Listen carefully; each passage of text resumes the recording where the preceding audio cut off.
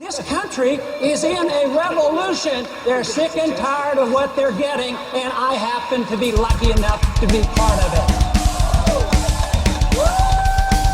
It has been said that when in the course of human events, an oppression so revolts its subject that it becomes necessary to alter or abolish the means of that tyranny. Is it that time when our Bill of Rights is defiled every day? When our adventures abroad threaten our security at home? When the Federal Reserve keeps our free nation enslaved by debt? When the people of the world tremble under the thumb of corporate imperialism? And now, our nation is drifting dangerously from freedom to fascism. So I have to ask, is it time? And now, from the luxurious albino raccoon recording studios located in the Midwestern heart of America, it's the Last Voice for Liberty Network. And here's your host, The Mouth. Greetings and salutations to all my fellow patriots. It is time. The Last Voice for Liberty Network back on the air again. It is the 26th day of January 2013. I, of course, am your host, The Mouth, laughing and scratching at you folks, bringing you some information today. First, I have a few things I need to get off my chest. And I do not mind, and we at the show do not mind, if when we post our links to it, if people want to lay some constructive criticism on us. But number one, I have a few things that I'd really appreciate it if that's what you're going to do. Number one, have good spelling and grammar. It drives us fucking crazy when someone who is completely just cannot spell or doesn't know how to use words properly tries to tell us how to do things. You can't even write and spell correctly enough to criticize us properly, then your opinion goes straight down the fucking tubes, especially with me. You could be the most right person in the world on your criticism with us, but I'll tell you this right now. If you can't spell it out properly to tell me, you're better off recording a video to tell me. And you know, that's kind of what we talked about this last week, and I put a post up to get people to, send us your video submissions. You think you can do this better than this? This was the whole point of starting this up, was to get others involved. Okay? I have to sit here and do this all by myself and make up all this stuff, and not to mention the 10,000 other things that we have going on in our lives. Know your role and shut your mouth. And we come out and try to put out as much information as we can. If it's too loud, you're too old. Maybe I have to turn it up because people don't listen unless I start yelling and screaming. Now shut the fuck up and let me do my job.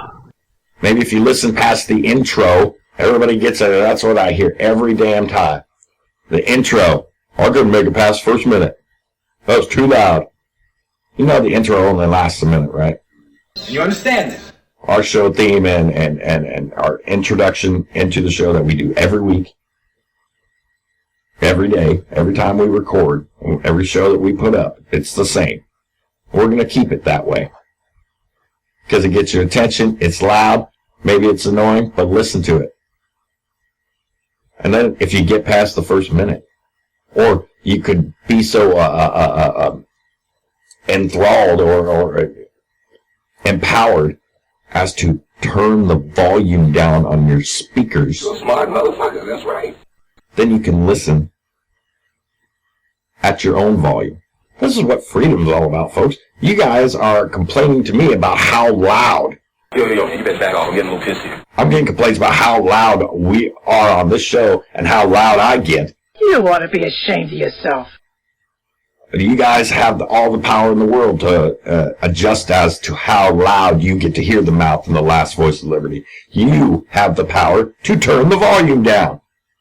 If that's too much of an inconvenience, say, I can understand. See, I was unfriended by my aunt earlier this year because my political posts were filling up her pages, and being asked to scroll down past them is too much of a bother. Okay? It's too much of a bother for me to have to do just a little bit extra.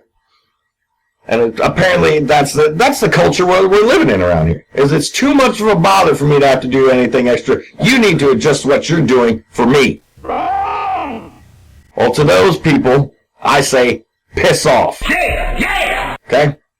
We're going to keep doing things the way we do things around here. We don't run with a script on this show. Life has no script. Therefore, we will have no script. We come out and just put out the information. It's up to you to either accept it, disregard it, research it. It's up to you to do the rest. We cannot do everything for you. And we refuse to do everything for everybody else. Yeah! We're going to do things on this show the way we want to do them, and that's the bottom line. Tell him, McCluskey. Tell him what time it is. Now, after I've just wasted damn near 5 minutes of my show, having to tell people who cannot spell. I wish you could just shut your big yapper. There are very good people out there who do lay down good constructive criticism, and that we will take into account. Okay? But as for today, we are continuing on with some news and information that a lot of people don't know. It's coming up upon that time of year, folks, when people are going to start paying taxes. Tax time, it's coming.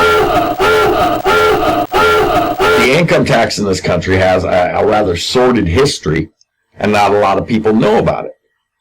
So today, we're going to talk to you a little bit about the 16th Amendment, the IRS, paying income tax, and what it actually means to have to pay income tax, and how it's, in my opinion, and not just mine, many others' opinions, that taxation is straight up theft. You're fulfilling your destiny. Now, if you're in the midst of starting to sort your receipts and studying the latest changes in the U.S. income tax laws, which of course there are 10,000 of them, I could sit here for the next 2 days reading off income tax laws and not be done.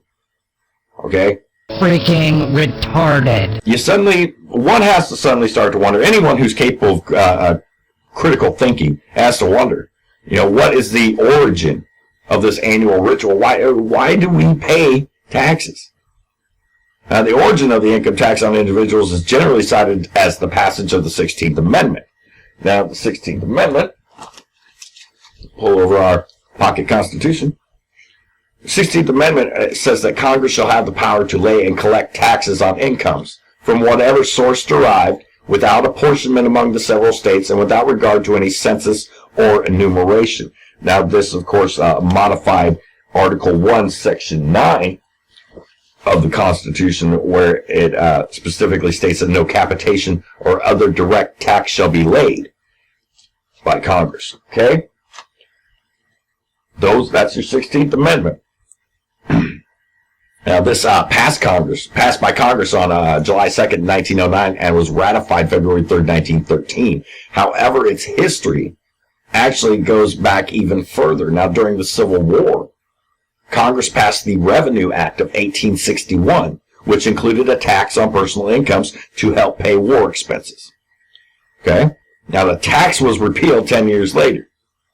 Once they got their things fixed back up from the war and got things going from that, they ended that tax because it was really unconstitutional. At that point in time, with the 16th Amendment not even being introduced, this is how Lincoln subverted the Constitution. You see what happens, Larry, when you fuck a stranger in the by ignoring Article 1, Section 9. Fucking fascists! And laying an income tax on to help pay for the war. Now, was it a good idea for him to do that? Was it a necessity at that point in time? Had the United States at that point in time been so destroyed and ravaged by the Civil War that it became necessary for the federal government to say to its citizens, can everybody kick in a little bit to help rebuild? Where are you? I'm in a glass case of emotion. Is that such a bad idea? No. And the fact that they only did it for 10 years. Frankly, my dear, I don't give a damn. That led you to believe that at least the elected officials at that point in time knew what was going on was unconstitutional, but they found it to be a necessary subversion of the Constitution in order for the prosperity of the country, which there are procedures that they can do to do that. Now, in 1894, Congress tried to enact a flat rate. Well, they actually did. They enacted a flat rate federal income tax, which was ruled unconstitutional the following year by the U.S. Supreme Court because it was a direct tax, not apportioned according to the population of each state. Get the fuck out of my face with that shit. Now, the 16th Amendment that was ratified in 1913 removed this objection by allowing the federal government to tax the income of individuals without regard to the population of each state. And before that, these are hard-working men who are just trying to earn an honest living. Governments made their money off of excise taxes, pretty much. Imports, tariffs, things like that. That's how government made their money. And they functioned rather well and easily under that guise. Then they decided that they needed more money in 1913, which also happens to be the year that the Federal Reserve was created. Okay. Now, further reorganization came along in the 1950s, replacing the patronage system with career employees. And the IRS Restructuring and Reform Act of 1998 prompted the most comprehensive reorganization and modernization of the IRS in nearly half a century. Okay. It established a taxpayer advocate service as an independent voice inside the agency on behalf of the taxpayers. So in other words, we were given a voice, many of us, I'll tell you this right, many of us were given a voice without even knowing that we had this voice. And this voice has been speaking, apparently, on behalf of us, the taxpayers, for quite some time. I did not know about this. I didn't know that they were speaking on behalf of me, because if I knew that, number one, I wouldn't allow them to speak on behalf of me. I am perfectly capable of speaking on behalf of my own self, and so is every other American in this country. I like what I'm hearing. April 15th has not always been the filing deadline. March 1st was actually the date specified by Congress in 1913, and after the passage of the 16th Amendment, in 1918, Congress pushed the date forward to March 15th, where it remained until the tax overhaul of 1954. And when the date was again moved ahead to April 15th, back in 54. I just lost my footing there. But that's where they pushed that to there. Okay.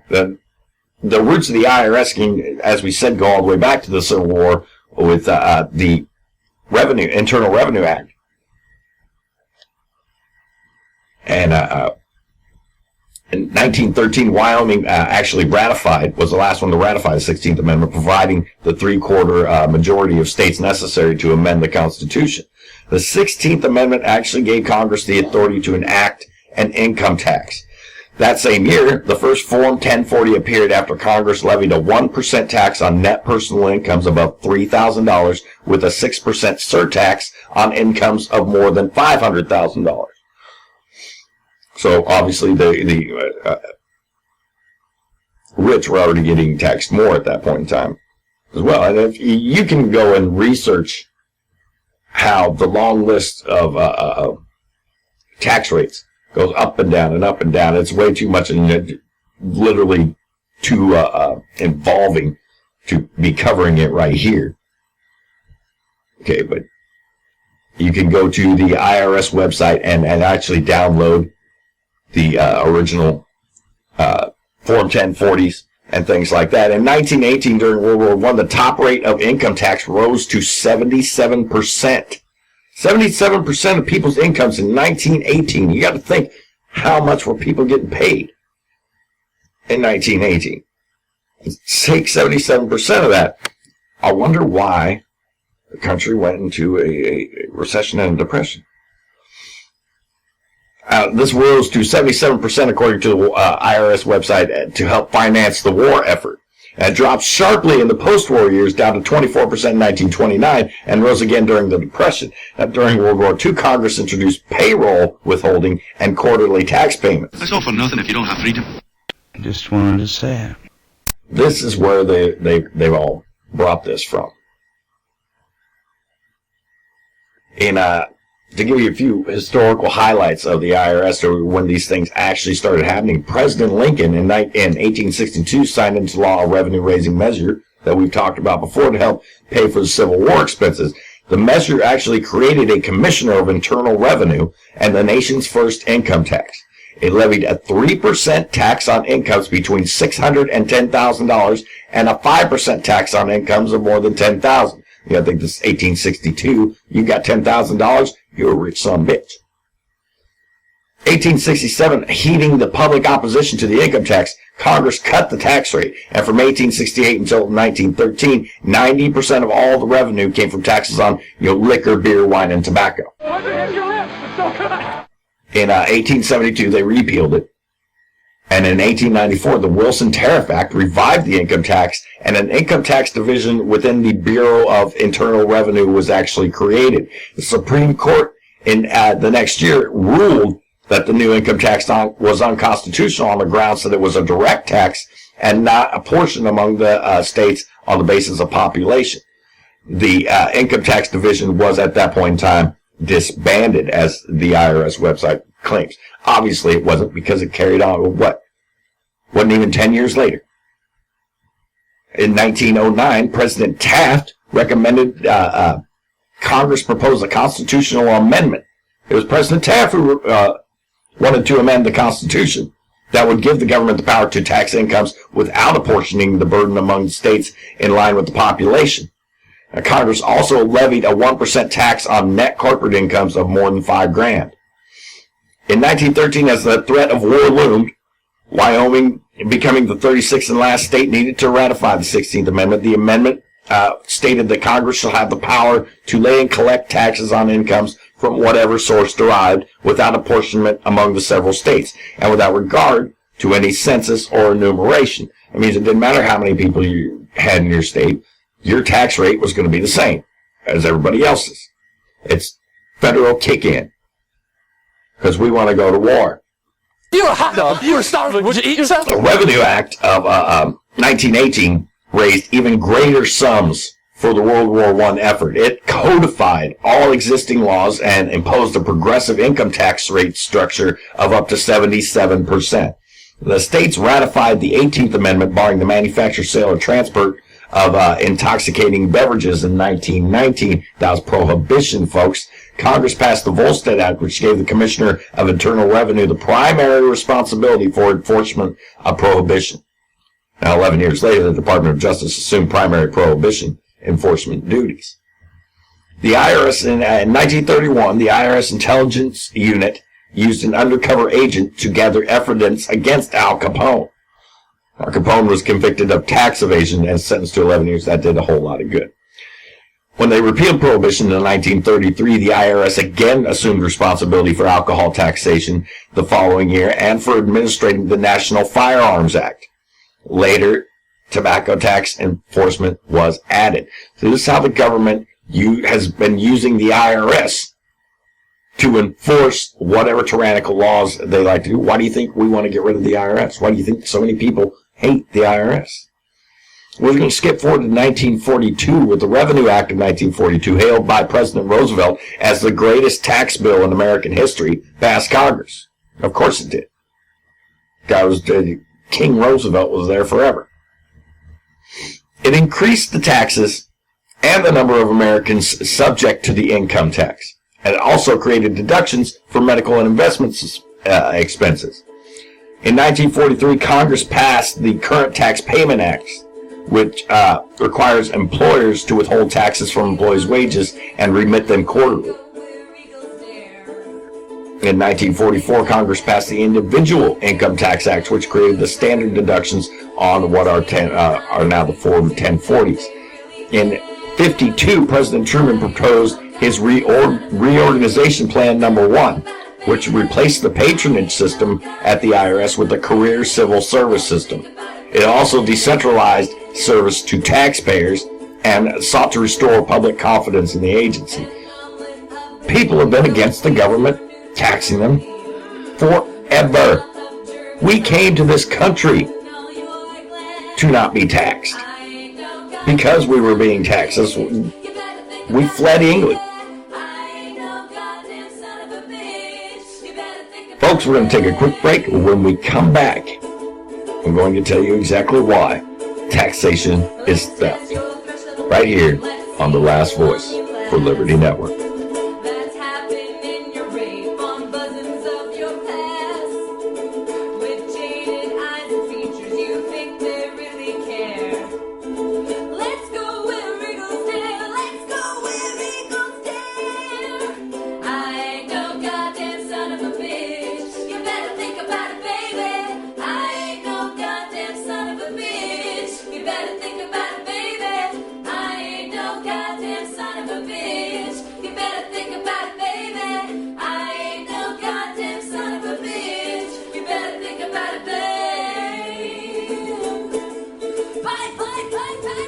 Gentleman is recognized for 5 minutes. I ask unanimous consent to revise and extend. Without objection.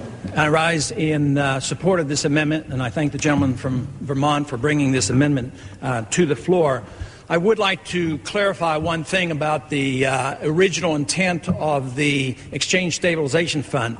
The Exchange Stabilization Fund was never meant to be used to support foreign currencies.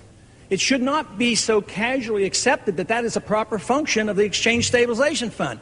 The Exchange Stabilization Fund was set up, I think in error, but it was set up for the purpose of stabilizing the dollar in the Depression. How did that come about? Well, it started with an executive order. It started with an executive order to take forcefully in the gold from the people. And then our president then revalued gold from $20 an ounce to $35 an ounce, and there was a profit, and they took this profit and they used some of those profits to start the Exchange Stabilization Fund. They set it up with $200 million. Doesn't seem like a whole lot of money today. How did it come about over these many years that this fund has been allowed to exist without supervision of this Congress, and now has reached to the size of $34 billion, and we give it no oversight? It's supposed to send reports to us, very superficial reports to the Congress. We don't know how they got $34 billion. Well, they earned some interest on some of these loans, and all the loans are paid back because the countries who get these loans borrow more money. The Mexico bailout really didn't solve the Mexico problem. It's ongoing. The peso's in trouble again. They're in more debt than they were before. So we only encouraged the financial bubble around the world. This is a very, very dangerous notion that we can take something that was set up to stabilize the dollar, and now we are pretending we can stabilize all the currencies in the world and use it as foreign aid to boot without congressional approval. There's something seriously flawed with this. It has also been suggested by many who know a lot more about the details of the Exchange Stabilization Fund than I do, and it's been suggested that possibly, quite possibly, what happens is Treasury deals in currencies all the time, and there are profits to be made. And when there's a profit, it goes to the Exchange Stabilization Fund. When there's a loss, it's sent over to the Treasury, and they record the loss. This is a magnificent thing. But in a free society, in a democracy, in a republic where we're supposed to have the rule of law, we're not supposed to have a slush fund that is run by our Treasury without supervision to be doing things that was never intended. This is a serious problem. And I think economically it's serious because it's contributing to the bubble. It's contributing to a financial bubble. So yes, we tied Mexico over for a year or two. But what are you going to say next year when there's another peso crisis? Are we going to close our eyes and say, well, do whatever we want, it's a major crisis? Our obligation here in the Congress is to have a sound dollar, not to dilute the value of the dollar without our permission, and for our president and for our Treasury Department, the IMF and the World Bank and the internationalists to destroy the value of the dollar. That's not permissible under the rule of law, and yet we have casually permitted this to happen, and we don't even ask the serious questions. We should make it certain that all loans, all use of that, is reviewed by the Congress. This is a very, very modest request by the gentleman from Vermont. It should be absolutely approved. But then someday we ought to give a serious study about how we as a Congress allows these kind of things to happen without our supervision. What is the purpose of having a Congress? What is the purpose of the Constitution if we have an obligation to guarantee the value of the dollar? If we permit somebody not under our control to do whatever they want to the dollar under the pretense that you're going to protect the value of all the currencies of Asia? Are we going to protect the euro now? The euro's getting pretty weak. I guess we're going to bail out the euro. What if that drops down under a dollar? We'll expect the Exchange Stabilization Fund to come and rush to bail out the euro. This has to be looked at. This is the first very modest, very minimal step that we're making tonight. It should be overwhelmingly supported. It is up to us to assume our responsibility to protect the dollar, have the rule of law, make sure that we assume the responsibilities that have been delegated to us and not close our eyes and let this slush fund of $34 billion that has existed for now these many decades and has allowed the Treasury Department to run it without us caring. So I think we do are the institutions that have molded our minds, pushing an agenda filled with lies.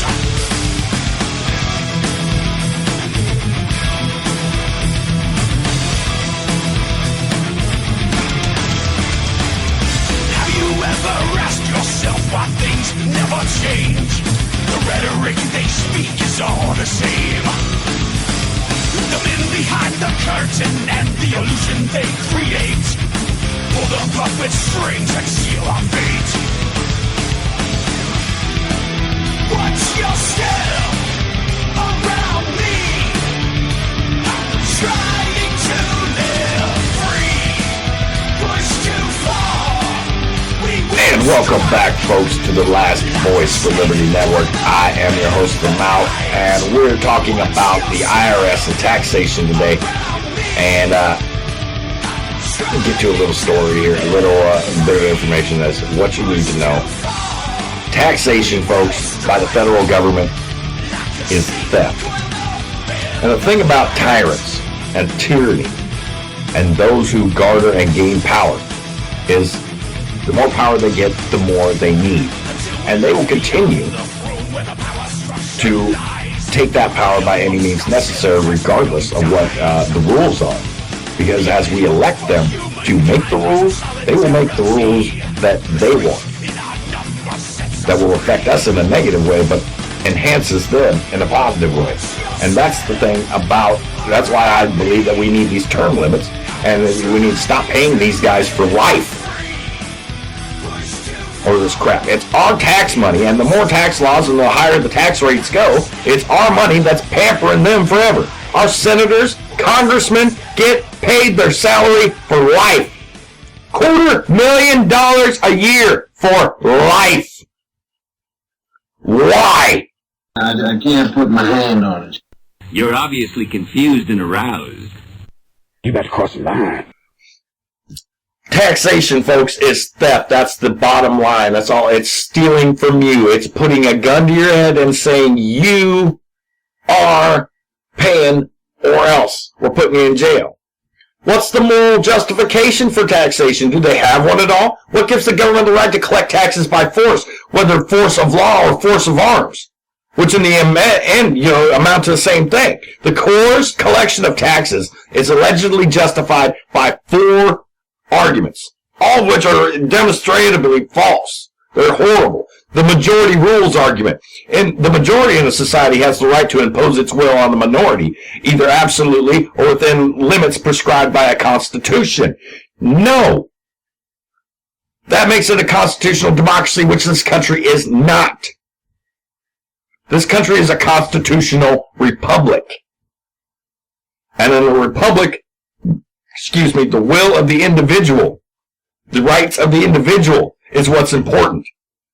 It stops a mob rule, majority rule type thing, where you've got 100 people in the room and 98 of them want to kill 2 people, and 2 people don't want them to, You go by democracy rules, you got 2 dead people.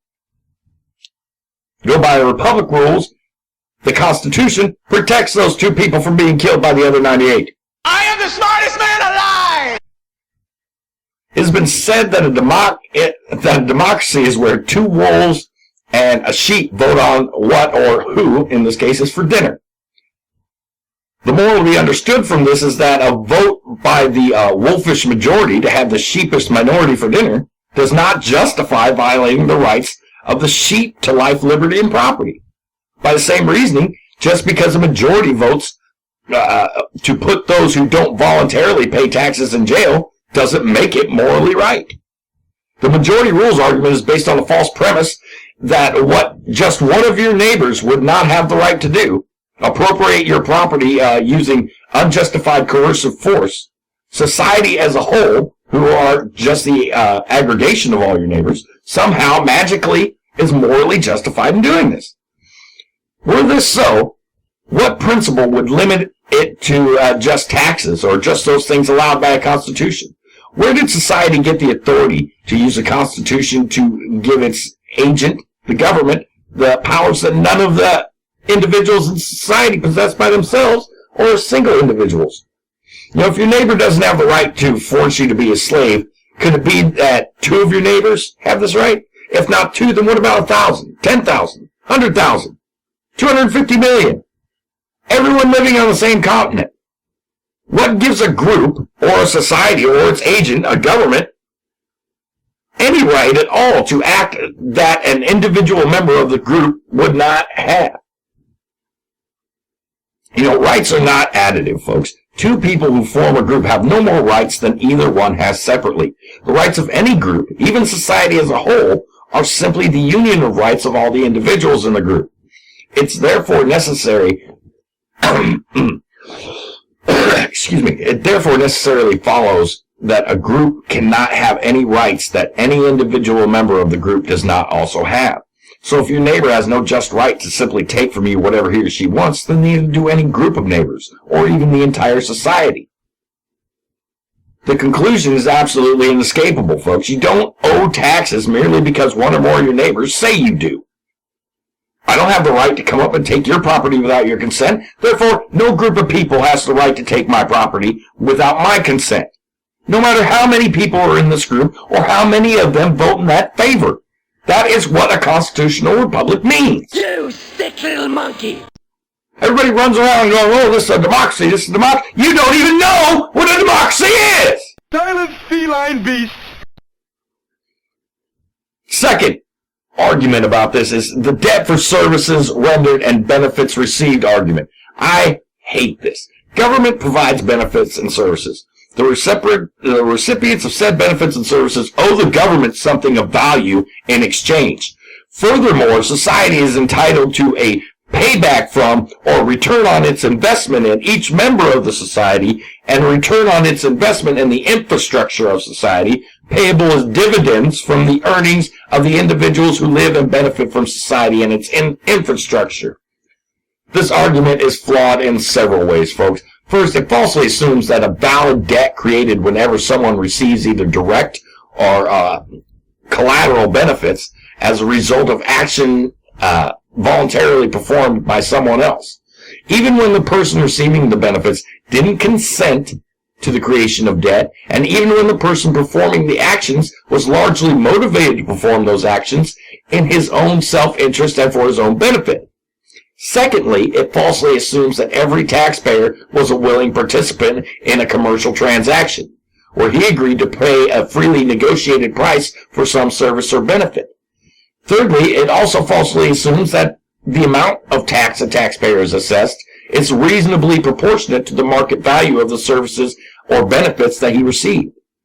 Finally, the argument falsely assumes that a debt can convey an equity interest in the life, property, or profits of the debtor, with the debtor having consented to the granting of such equity interest. Taxation forces you to pay for what you haven't agreed to buy. It's admittedly possible to accrue a debt without having first consented thereto. Okay, such a debt automatically accrues when the debtor causes harm to life, liberty, property, or someone else without valid cause. The only valid cause that comes to mind would be acting in justified self-defense. But other than this, one exception, infringing upon someone else's rights without his or her consent, debts cannot be justly created without the consent of the debtor. Therefore, you don't owe anything for those things that someone else voluntarily chooses to do without your consent to pay for them. Conversely, you have no right to coerce payment from others who have not consented to pay you for the value of the work you voluntarily choose to do that happens to benefit them. Okay? Even more ludicrous, excuse me, folks, is the idea that you owe anything in exchange for the collateral benefits you may receive as a consequence of the action performed by others. All right, now, if I choose to build a dam for the twin purposes of generating electricity and controlling floods solely because the dam benefits make me, I make money selling the electricity and my home is made safer against the threat of flooding, then why should the fact that your home is also made safer against the threat of flooding entitle me to send you an invoice for any part of the cost of building of the dam? I would have built the dam whether or not you benefited from it, and whether or not you agreed to pay for anything for the privilege of benefit from the dam. If you benefit from what someone else has voluntarily done, you do, and have not agreed to provide compensation, then you have no more obligation to pay them than the receiver does of any gift. As long as we don't violate the rights of others, each of us may do or not do as we please. If we don't like the fact that we voluntarily choose, what we voluntarily choose to do happens to also benefit the others, or our only morally correct remedy is to refrain from doing such things. And if you think otherwise, go sweep the street clean, and then send an invoice to the city or to your neighbors for the hour's work. See how that works out for you. Well, that dream didn't work out too good now, did it? Taxation forces you to pay the price set by a monopoly provider, folks. Typically, the amount of tax assessed is not reasonably equivalent to the fair market value of the services provided. One important reason that this is true because of the amount of tax that is assessed is not negotiated between a buyer and seller in a free market. Both overcharging and underpaying for goods or services makes one party a thief and the other party the victim of a crime. No, I didn't hear this. Rate-based taxation, folks, assumes that the debt for government services creates an equity interest. Now, the debt you owe to a lien holder does not entitle the lien holder an equity interest in your life, in your property, or in the fruits of your labor. If you think otherwise, try billing or even suing your employer for a percentage of the profits in lieu of salary without his prior agreement. Once again, good luck. Just do whatever you want. Move on to our next argument for taxes is the social contract argument. A society has the right to dictate that all members or residents in the society, excuse me, let me start this again. A society has the right to dictate to all members of the society what each individual must contribute or give back in exchange for being allowed to live in and or be a member or receive benefits and services from the society. By agreeing to live in a society, an individual is deemed to have had consented to this social contract. This argument is based on the false premise that society as a whole has a right to coerce consent to debts as a condition for being allowed to be a member of the overall society. Society is just a group of people that interact, folks. It has no more rights or powers than does any one of its members. Therefore, unless some individual member of a society has the right to coerce the other members of the society to agree to conditions in exchange for membership in the society, then it cannot be that society as a whole has any such right. It's true that an individual has the right to refuse to interact with any other individual. Okay? That's fact. However, each adult only has the right to make such decisions for themselves, not for other adults. Therefore, even though 67% of the citizens of a particular community do not wish to interact with a particular person, the remaining 33% would still have the right to do so if that's their wish. Now, no person or group of persons has the right to prevent any two adults from interacting as long as both adults freely choose to do so. It therefore follows that the only way that an individual can be morally denied permission to be a member of society as a whole is for all the other members of the society to unanimously and permanently refuse to interact with him or her. Therefore, society as a whole has no right to demand that individuals agree to conditions in exchange for being allowed to participate in the society. Because society has no right to prevent free association or interaction among consenting adults. You have the right to interact socially, economically, and politically with anyone who is also willing to interact with you, regardless of how many third parties object.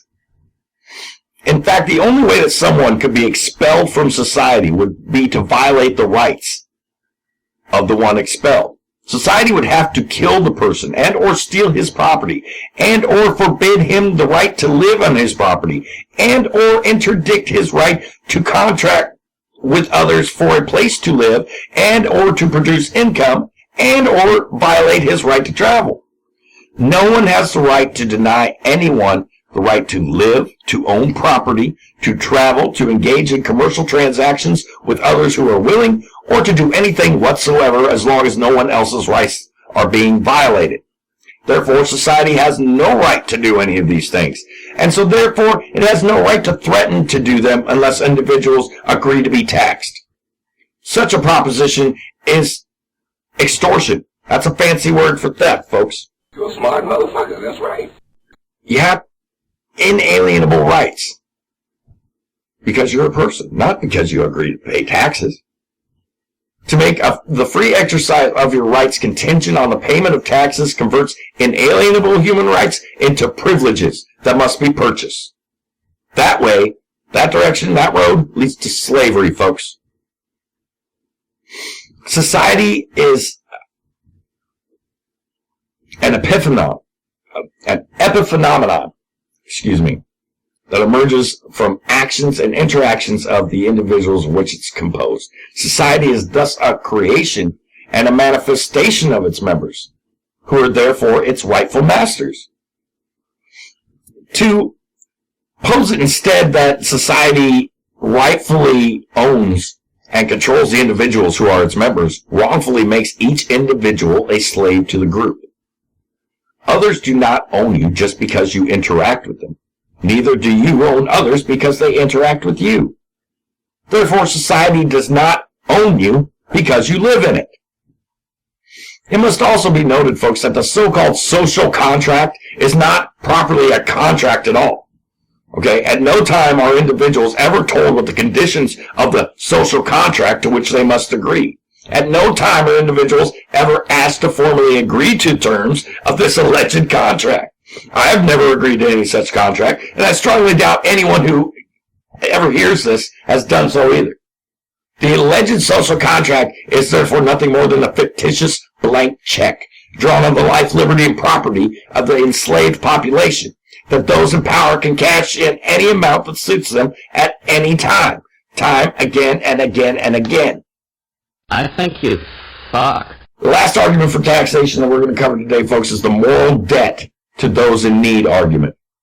Those who have more than they need are morally obligated to provide for those who have less. And it is a necessary and proper function of government to make sure that the haves contribute their fair share to the have-nots. Therefore, the needs of society for the services and benefits of government outweigh the property rights of an individual. This argument is based on the false premise, folks, excuse me, that the needs of one person constitute a moral debt or lien on the life, property, and liberty of someone else. All right?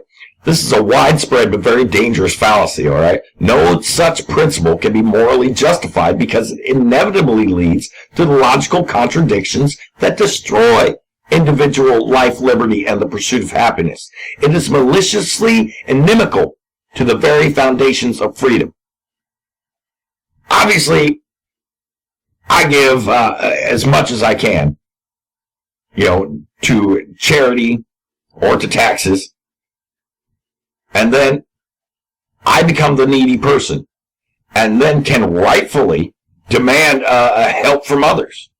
Just by having less and doing less productive work, I can create a moral obligation for others to provide for my needs.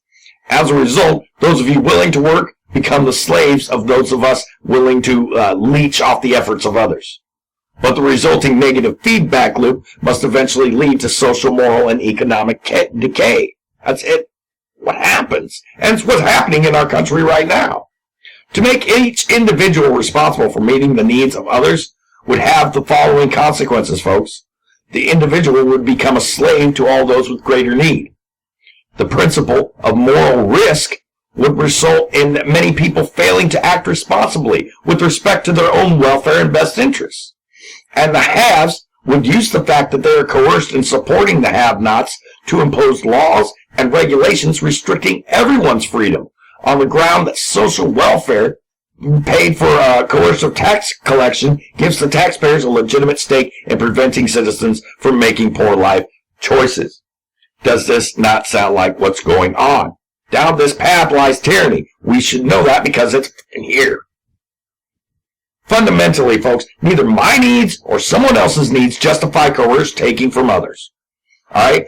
Just because I need a heart transplant does not justify my taking your heart without permission. Just because my neighbor needs food to eat doesn't justify either of us taking from you the food you need to feed your family. Just because I and my family need a place to live does not justify my evicting you and your family from your apartment. Need is not a valid or workable basis to which to assign ownership of property. You are not a slave to my needs, nor am I a slave to any of yours. The principle that your life, liberty, and property belong only to you, and that you have no obligation to give them to others, and cannot rightfully be coerced into doing so, is the foundation of freedom. Any society that violates this principle makes slaves out of its members. You should not be responsible for the consequences of my actions and decisions any more than I should be responsible for the consequences of yours. Each person has to be fully and solely responsible for the consequences of the way he or she lives their life. Now, if you wish to feel guilty because you're able and willing to earn a living, that's your affair, folks. That's up to you. If you wish to donate some or all of what you have to others, that is also up to you. That's your individual decision. You can do that. Nothing prevents you from giving as much as you like to the charities of your choice. But you have no right to select the charities that others must contribute to, nor to specify the amount or percentage of their charitable giving. Now, if you did, then they would have the same rights with respect to you, and you might not like their choices. See, no one has the right to be generous with other people's money without their permission. That's not generosity, folks. That's theft. Oh, you're right. And when you're right, you're right. And you're always right. Working to support yourself and your family is not immoral. It never has been. Expecting to receive the full benefit of the work you do is not immoral. Expecting others not to steal from you is not immoral. Your hard work helps both yourself, your family, your community, your country, and the world at large. You owe no one any debt merely for having worked to accumulate property, nor for having done productive work. When it boils down to it, folks, the fact that your neighbors have voted in a law that says you owe taxes does not mean that you do, because others have no rights to take your property without your consent. The fact that you benefit from the operation of government does not mean that you owe taxes, because no moral debt can be created without either your consent or your misbehavior. The fact, folks, that you're allowed to operate as a member of society does not mean that you can be construed to have agreed to pay taxes in exchange, because A, you have not in fact agreed to any such contract, B, you have the right to interact and do business with anyone else who is willing, and C, no one has the right to violate your rights or to make the enjoyment of your rights contingent upon the payment of a fee. The fact that there are those whose needs are greater or more dire than yours does not mean that you owe taxes, because you are no one else's slave, no matter how needy they may be. That's just the plain truth of it, folks. Taxation is theft. All it is telling you that you're going to be taxed, you're going to pay taxes, or you're going to go to jail. And there's no moral, no legal, no justified reasoning to continue on with this theft of people's property. We will see you next week. And the mouth. I got to say this one more thing. Guerrilla Radio, Wednesday night, Freedomizer Radio, Blog Talk Radio. I will be I'm jumping in on the discussion with those folks over there Wednesday night at 3 to 5 Pacific Standard Time. That's 5 to 7 here in the old Midwestern heart of America. Make sure to jump over there and check it out. I'm going to lay a little bit of as much truth and real life as I can on them with maybe a few F-bombs. A lot less F-bombs. They told me I couldn't say the F word on it. So I will try and avoid that and keep it as clean as possible. I look very forward into getting in on this. And this is what the whole reasons that we started the Last Voice for Liberty Network here is to network out with other people who feel that our liberty is threatened and we need to get the word out to everyone. So we are partnering with other people. We're going to be making several more what's the word I'm looking here? Anyway, check out our partner pages, folks. Hashtag Liberty Never Sleeps on Facebook, Alternative Journalism on Facebook, The New Generation on Facebook, and Collective, or Conscious Collective, which is our newest partner page, just came with us today. Well, we want to spread out. The Last Voice of Liberty does not just come from the mouth. It comes from all of you. And you need to get it out there and speak it up. We'll see you next week on the Last Voice for Liberty Network. When injustice becomes law, resistance becomes duty. The utmost manifestation of love and devotion to America is today, as it always has been, resistance of tyranny.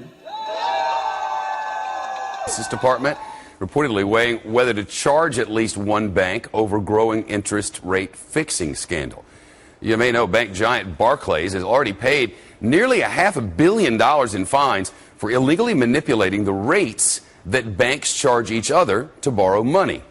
That rate has a huge effect on the economy. Everything from credit cards to car loans, mortgage rates, it all factors in. So when banks mess with those rates, we potentially all pay the price. And it still remains to be seen whether the Treasury Secretary, Tim Geithner, knew about this bank manipulation, the rate manipulation in the first place, back when he was the head of the New York Federal Reserve Bank. Judge Napolitano is in the House now to talk about all this. It's the LIBOR rate, and it's kind of foreign to most people. I mean, it is. You don't really know that much about it, but man, it's important. Well, it's extremely important. So think of it this way. The biggest banks in London each morning announce what they're going to charge each other for money, and that number is averaged. So LIBOR is just an acronym for the names of these banks and the offering of it. London Interbank Offered Rate, well, whatever that rate is the baseline for millions of other loans and mortgages around the country. LIBOR plus 2. You'll pay that baseline plus another 2 percentage points. We now discover that some of the London banks, many of whom also do business in the United States, were intentionally inaccurately reporting what those numbers were so as to goose up this rate, so as to be paid a higher interest rate. Now that affects many, many banks and many people paying their loans, some of whom have nothing to do with the banks that concocted this. You may get a loan from the First National Bank of Oxford, Mississippi, and they may say, Shep, you're a good risk, we're going to charge you LIBOR.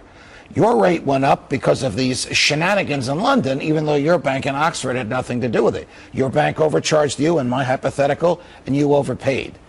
Now comes the government.